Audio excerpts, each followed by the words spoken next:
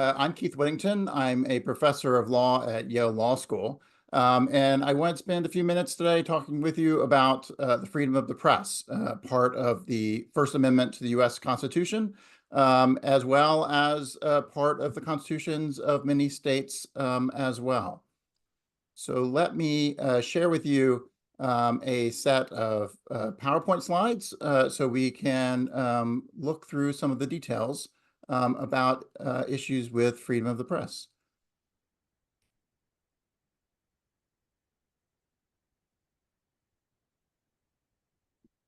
And I'd like to focus today on questions of prior restraint versus subsequent punishment. In both the freedom of the press and freedom of speech, you have a great deal of protection for things that you say or things that you write. But there are some things that you might say or write that are unlawful and are not protected by the First Amendment, which raises questions about when you are speaking or saying something that is not protected by the First Amendment and can be punished by the government. What kinds of tools can the government use to go after that kind of unconstitutional and unlawful speech? And this has a set of constitutional doctrines around it as well, and some very important questions about what kinds of tools the government can use to attack even unlawful speech. And in the American system, the emphasis has been throughout American history to not try to restrain speech before it takes place, but instead to leave open the possibility of punishing speech after it has occurred, which is the core question of whether or not the government can use prior restraint on speech, or does it have to rely on subsequent punishment. Just starting with the basics of the First Amendment, of course, the First Amendment includes multiple different rights that we have, a series of 6 different but related freedoms relating to freedom of thought and freedom of speech broadly in a variety of contexts. But in particular, there's a conjoined set of rights between freedom of speech and the press. And as the First Amendment characterizes it, Congress shall make no law abridging the freedom of speech or of the press. These two different rights are often connected together, both in the sense that speech and press often refer to the same basic content. The rights are often exactly the same between press and speech, and some state constitutions don't draw a sharp distinction between speech and the press.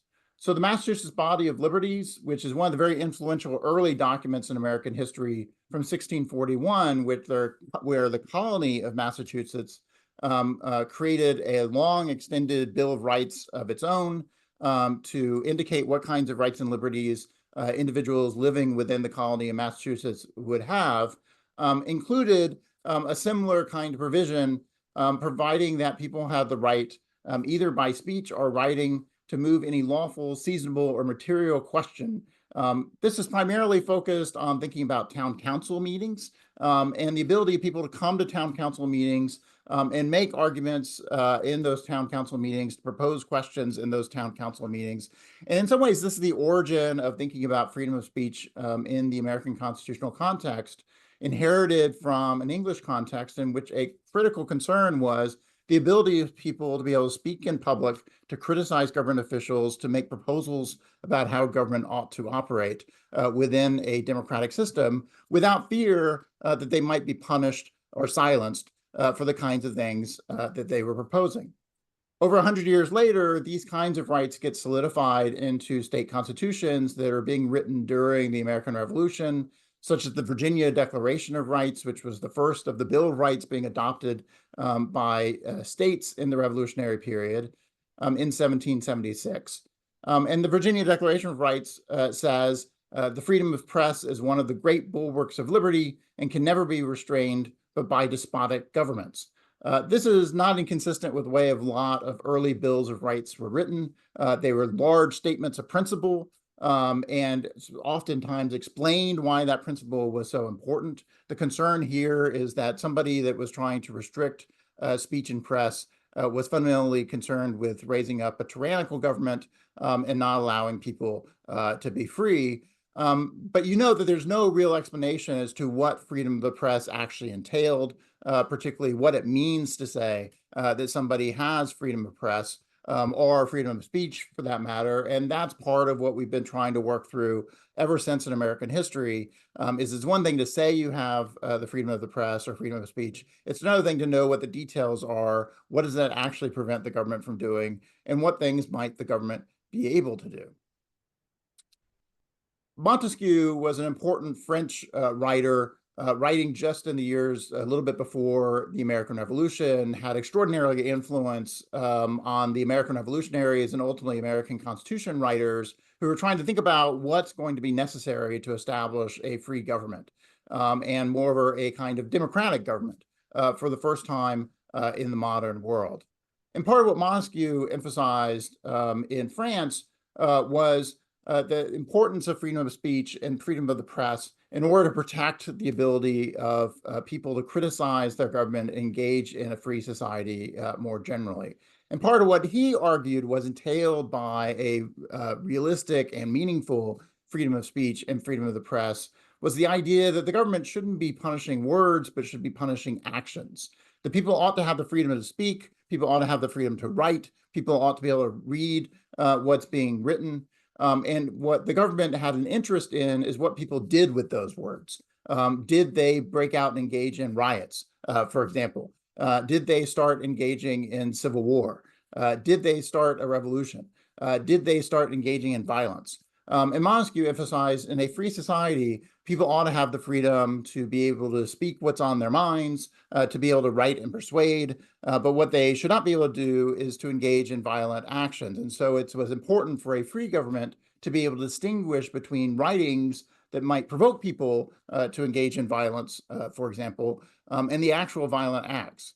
And a free government would focus on punishing the actions, not necessarily punishing the writings that might lead to those actions. William Blackstone, who was a very important English jurist, again, writing just before the American Revolution and summarizing the state of British law and in some ways reforming the state of British law as it existed in the period, had extraordinary influence on American constitutional writers and lawyers in thinking about what those English freedoms traditionally had meant and how they ought to be integrated into the American system, and in many cases, integrated into American constitutional systems. And partially Blackstone was thinking about questions of what the scope of freedom of speech and freedom of the press actually looked like in England and what it ought to look like in a free society more generally. Blackstone, like many liberal authors of the period, argued that, of course, liberty of press was indeed essential to the nature of the state. That is, it was critical for a free government and a free society to have individuals have the ability to speak their minds, to express their thoughts, and share it with others. But for Blackstone, what he emphasized was that as that had been come to understand in England, what we meant by freedom of the press, as it was understood in English law, is that this consists in laying no previous restraints upon publications, and not in freedom from censure from criminal matter when published. That is to say, in England, Blackstone argued, what we mean by freedom of the press is there should not be a board of censors or licensors who can evaluate written materials before they're published, which England had at one point. So the king had established a body of censors. If you wanted to print a book or a newspaper, your book or newspaper would be sent to those censors. They would review it, and they'd have to approve it before it could then be published and sent out into the world. England got rid of that, and that was understood to be establishing freedom of press in England. That is to say, we got rid of a body of censors. Nobody could look over the shoulder of the printer while he was publishing. No one could look over the works the printer was printing before they were shared with the world. And once you got rid of those censors, from Blackstone's perspective, you had accomplished the purpose of freedom of the press. It was possible for people to simply print things and share them with others. But as Blackstone emphasized, that kind of freedom of the press did not mean that you were free from any censure for criminal matter when it was published. That is, you could be sanctioned or criminally held liable if you published something that was wrong. As he characterized it, published things that are improper, mischievous, or illegal. That is, the government could not prevent you from publishing it, but once you published it, the government could punish you for publishing it. This is the origin of the idea that there's no prior restraint in publishing. That is, the government cannot restrain you from publishing in the first place, but it can punish you for things that you have said. This gets carried over into the American context and becomes inherited as being essential to what American constitutions understood by freedom of the press. At the very least, it was thought, the freedom of the press as it existed in the United States meant you could not have board of censors that looked over the shoulders of printers and told them what they were allowed to publish and what they were not allowed to publish. At the very least, we would have no prior restraints in the American system. People could publish what they wanted, even if there might be criminal sanctions for the kinds of things they publish when they publish something that was dangerous or unlawful.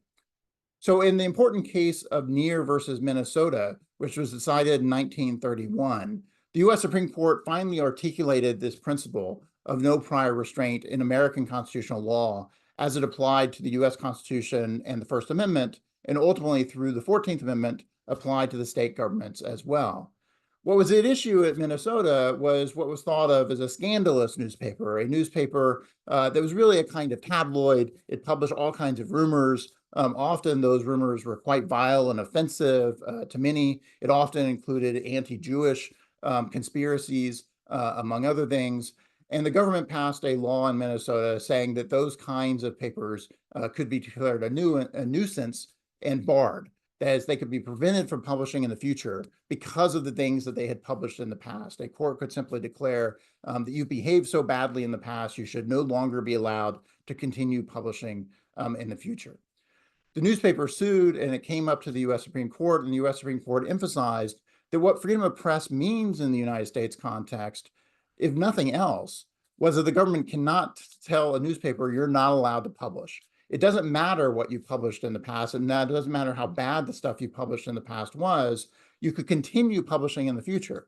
And if you continued publishing things that were terrible, including things that were potentially illegal, then the government might be able to punish you for those things that you were publishing in the future. But what it could not tell you is you're not allowed to publish at all. That is, there's an absolute constitutional bar against prior restraint, except what Chief Justice Charles Evan Hughes mentioned was very exceptional cases. And at the very end of this quote, you'll see some of his suggestions of what might count as a very exceptional case where some kind of prior restraint might be tolerable. That is to say, no one would question whether the government might prevent actual obstruction to its recruiting service or the publication of the sailing dates of transports or the number and location of troops. So if a newspaper, for example, wanted in the middle of a war to tell the enemy where troops are located, and it was going to publish a newspaper article saying exactly where troops are located on the battlefield, then the government could prevent that from happening. And that'd be one of the exceptional circumstances where the government could exercise prior restraint and actually censor the newspaper, that is, prevent the newspaper from publishing that information. Because the immediate consequences of publishing that information would be so dire and dangerous that there would be no ability to remedy that fact after the information was published. So only in extreme circumstances like that could the government actually exercise the power of prior restraint. Otherwise, they had to punish after the fact. And of course, a scandalous rag under Hughes's view and under the court's view was not that kind of extreme case. This comes up again and gets reinforced in the so-called Pentagon Papers case in 1971, New York Times versus the United States, where the New York Times published a set of documents reviewing what had happened in the Vietnam War. The Pentagon Papers were classified documents that had been leaked to the New York Times. The federal government thought that the publication of those documents would undermine American national security and appealed to the New York Times not to publish those documents that had been leaked to them. The New York Times refused to publish some of the information, but decided that much of the information could be publicly shared without damaging national security in the New York Times' own judgment. And so the government sought to enjoin the New York Times, that is, seeking a judicial order preventing the New York Times from actually publishing the content of the Pentagon Papers. It wanted to censor the New York Times and prevent the publication of this document. In this case, the New York Times is not publishing, for example, troop movements or where troops are on the battlefield. Instead, what the claims are about the Pentagon Papers is the New York Times was going to publish information about how the war had been conducted in the past, what the history of the Vietnam War was, what the history of the relationship between the United States and Vietnam was. And that was seen as damaging to national security. And so the president wanted to prevent the New York Times from publishing that information because he thought that it would pose a national security risk, a foreign policy risk to the country. And the court wound up emphasizing again, like the court had emphasized in the 1930s, that the government has no power except under very extreme circumstances to restrain the ability of the New York Times or any other newspaper to publish information that the New York Times had in its possession. As Justice Hugo Black said in a concurring opinion in the Pentagon Papers case, both the history and language of the First Amendment support the view that the press must be left free to publish news, whatever the source, without censorship, injunctions, or prior restraints. If the New York Times was publishing something unlawful, the New York Times could be punished for it after the fact, but the government cannot prevent the New York Times from publishing it in the first place. So where does that leave us about remedies for harmful speech? When you engage in speech or you publish something that is clearly unlawful outside the protections of the First Amendment, what ability does the government have to address that problem?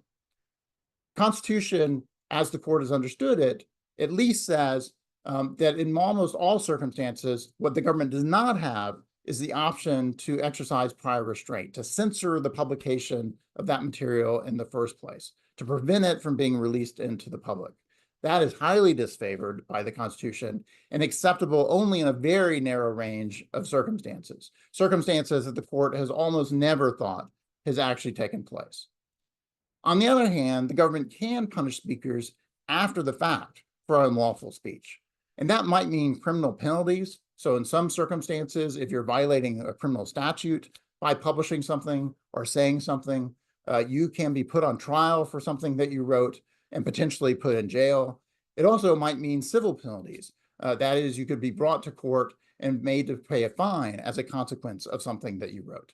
But again, those punishments only come after you actually publish the material, after the material has been released out into the world, and the government is simply trying to respond to the fact that you've released that material into the world.